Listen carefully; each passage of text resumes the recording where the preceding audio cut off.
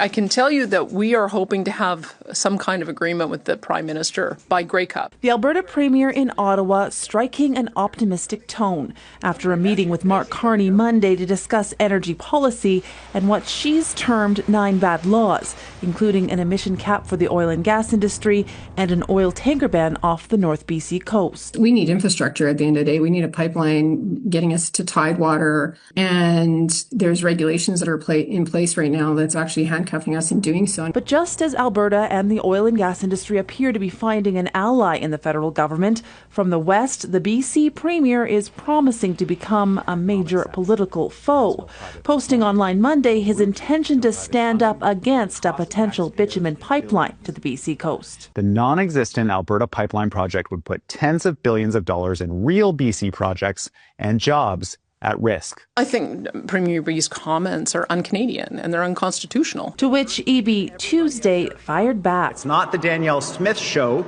it's the Canadian team. This is not the first time premiers of the 2 western provinces have sparred over pipelines. First, Christy Clark and Alison Redford went toe-to-toe over the Northern Gateway more than a decade ago.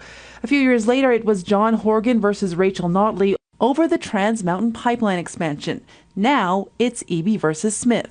The BC-Alberta fight card so enduring because of its potential payoff at the polls. Cooperation is always good, but fighting can be politically advantageous as well. Ultimately, the federal government will have the final say, putting the Prime Minister in a tricky position. We've seen Justin Trudeau, in some cases, basically side with the BC government over Northern Gateway and then side with the Alberta government over Trans Mountain. Now, with the new Prime Minister, the question is, who will Ottawa side with this time?